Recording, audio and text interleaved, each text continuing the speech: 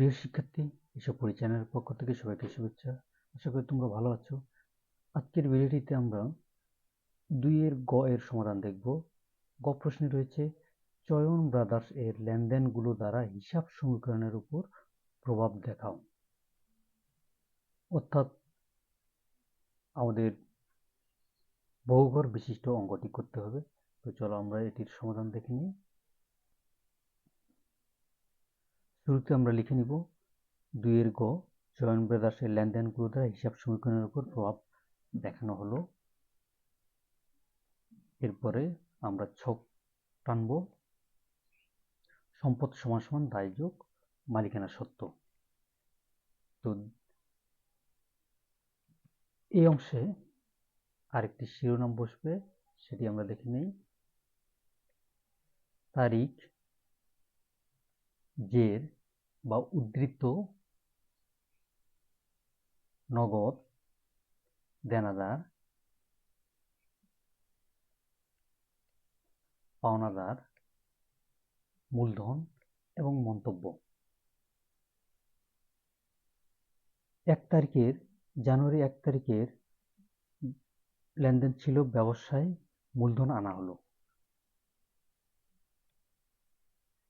তো ব্যবসায় মূলধন আনা হলে নগদ টাকা বেড়ে যাবে, অপরদিকে মালিকানা সত্ত্ব অর্থাৎ মূলধন বাড়বে। মন্তব্য হচ্ছে বিনিয়োগ বা মূলধন আনায়ন। এর পরের তারিখটি হচ্ছে জানুয়ারি 7, ধারে পণ্য বিক্রয়। ধারে পণ্য বিক্রয়ের মাধ্যমে সম্পদ পাশে দেনাদার বাড়বে এবং দায় ও মালিকানা সত্ত্ব পাশে মূলধন বাড়বে। তো দেনাদারের ঘরে 50,000 টাকা এবং মালিকানা সত্ত্ব ঘরে 50,000 টাকা লিখতে হবে। মন্তব্যের ঘরে লিখব আয়, যেহেতু বিক্রয় করা হচ্ছে পণ্য বিক্রয়, তো এখানে লিখতে হবে আয়। 7 তারিখের পরে যে তারিখটি রয়েছে সেটি হচ্ছে 10 তারিখ। 10 তারিখে লেনদেন হচ্ছে নগদে মণিহারি ক্রয় 2,200 টাকা। তো নগদে মণিহারি ক্রয়ের মাধ্যমে নগদ টাকা কমে যাবে। তো নগদের ঘরে 2,200 টাকা বিয়োগ দেখাবো এবং অপরদিকে মালিকানা সত্ত্বের দিকে মূলধনের ঘরে 2,200 টাকা বিয়োগ দেখাবো, যেহেতু এটি একটি ব্যয় হিসাব। মন্তব্যের ঘরে ব্যয় লিখব।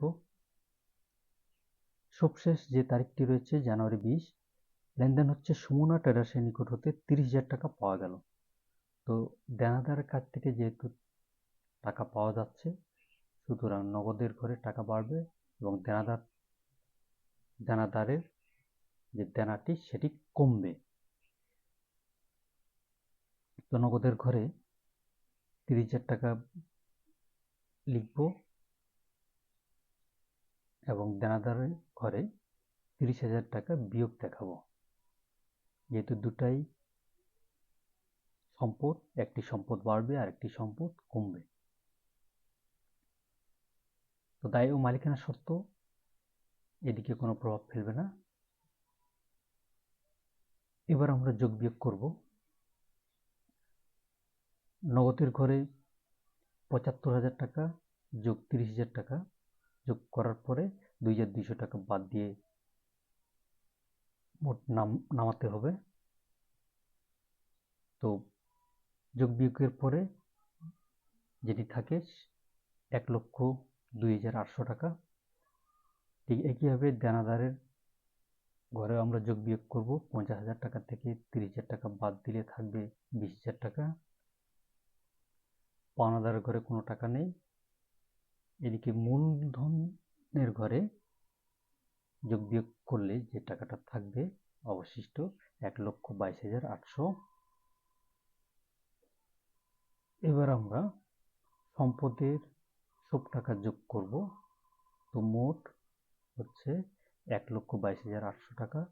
দায় ও মালিকানা সত্ত্ব পাশেও 1,22,800 টাকা।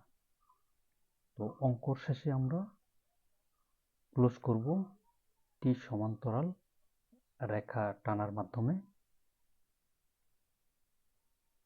আশা করি অঙ্কটি তোমরা বুঝতে পেরেছ। এরকম ভিডিও পেতে চ্যানেলটি সাবস্ক্রাইব করো, লাইক, শেয়ার, কমেন্ট করো। ধন্যবাদ সবাইকে।